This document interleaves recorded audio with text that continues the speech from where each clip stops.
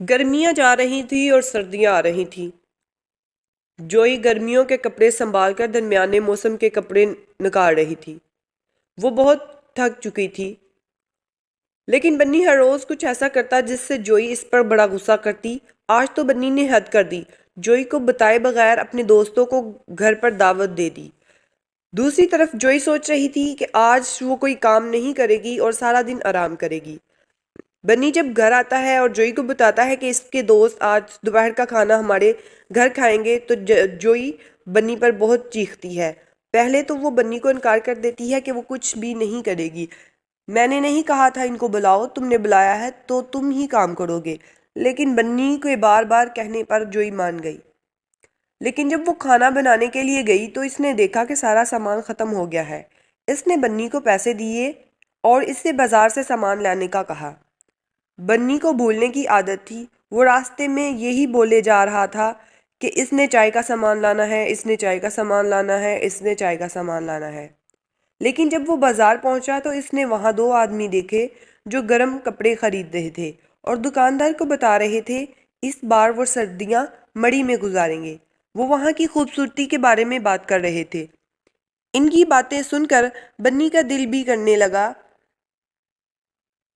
جوئی نے جو پیسے بنی کو چائے کا سامان لانے کے لیے دیے تھے، بنی نے ان کے گرم کپڑے خرید لیے۔ راستے میں جب لومڑی بنی سے پوچھتی ہے کہ تم نے یہ گرم کپڑے کیا کرنے ہیں تو بنی بتاتا ہے کہ وہ برفیلے علاقے میں جا رہا ہے۔ لومڑی یہ سن کر دوسرے سارے جانوروں کو بتانے چلی جاتی ہے۔ دوسری طرف جوئی بنی کا انتظار کر رہی تھی کیونکہ بنی کے دوست کافی دیر سے اس کے گھر پر آ گئے تھے اور جوئی نے ابھی تک انہیں کھانے کے لیے کچھ نہیں دیا تھا۔ بنی جب گھر پہنچا تو جوئی اس کے ہاتھ میں گرم کپڑے دیکھ کر اس سے سوال کرنا شروع کر دیتی ہے کہ یہ آخر تم کس لیے لے کر آئے ہو اور اتنے گرم کپڑے ہم نے کیا کرنے ہیں۔ ابھی وہ یہ سب پوچھ رہی تھی کہ باہر سارے جانور اکٹھے ہو کر بنی کے گھر کے سامنے آ جاتے ہیں۔ یہ سب دیکھ کر بنی کا دوست بھی بنی کے ساتھ باہر آ جاتی ہیں۔ جوئی پریشان تھی کیونکہ وہ سوچ رہی تھی کہ شاید بنی نے کچھ ایسا کیا ہے جس کی وجہ سے سارے جانور اس کو مارنے کے لیے آئے ہیں۔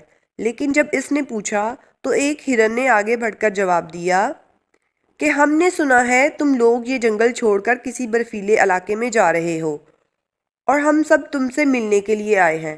جوئی ہنسنے لگی اور کہنے لگی کہ یہ تمہیں کس نے کہا کہ ہم جا رہے ہیں؟ لومڑی بتاتی ہے کہ اسے بنی نے کہا۔ جوئی بنی کی طرف دیکھتی ہے۔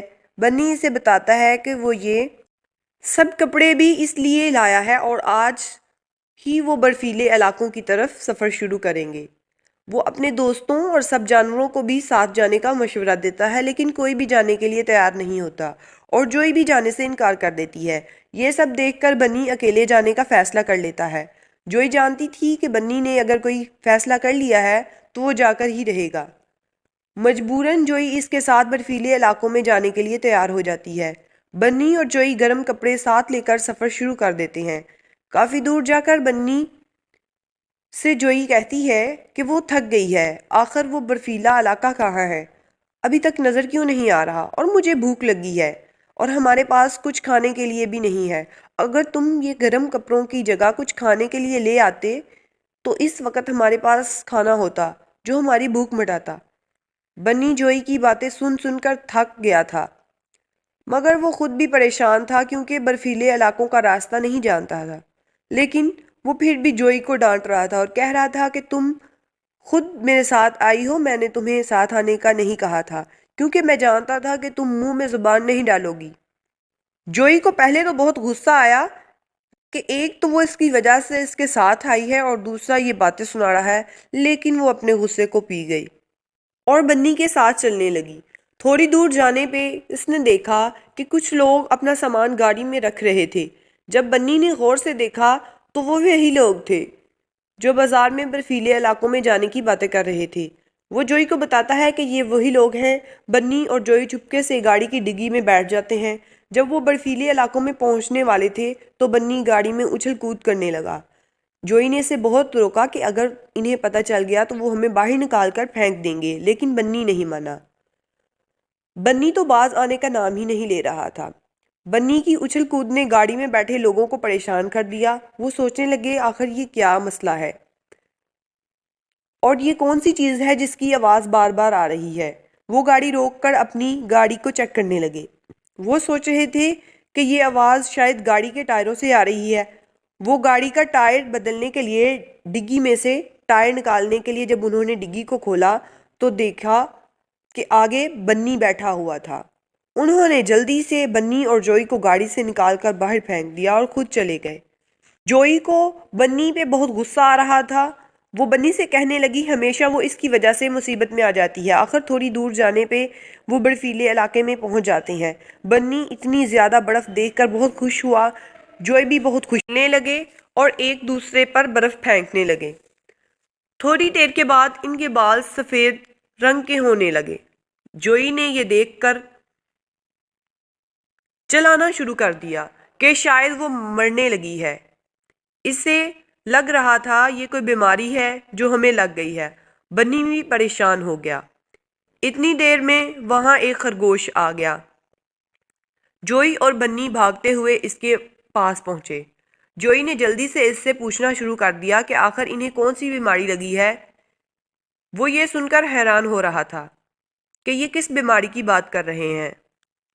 جوئی نے بتایا کہ یہاں آنے سے پہلے ان کے بال بوڑھے تھے لیکن جب وہ یہاں آئے تو ان کے بال سفید ہو گئے۔ یہ سن کر وہ ہنسنے لگا۔ ان میں سے ایک خرگوش نے بتایا کہ برفیلے علاقوں میں سردیوں میں ہمارے بال سفید ہو جاتے ہیں تاکہ ہم برف میں چھپ کر شکاریوں سے خود کو بچا سکیں، اور گرمیوں میں ہمارے بال بھورے ہو جاتے ہیں۔ یہ سن کر جوئی کے دل کو تھوڑا سکون ہوا۔ بنی کے ہاتھوں میں گرم کپڑے دیکھ کر خرگوش بولا کہ تم عقل مند لگتے ہو جو ساتھ گرم کپڑے لائے ہو۔ پچھلی بار کچھ خرگوش آئے تھے جو ساتھ گرمیوں والے کپڑے لے آئے تھے اور پھر ہم سے مانگتے پھر رہے تھے۔ یہ سن کر بنی کہنے لگا میں جانتا ہوں کہ میں عقل مند ہوں، بس یہ بات جوئی ہی نہیں سمجھتی۔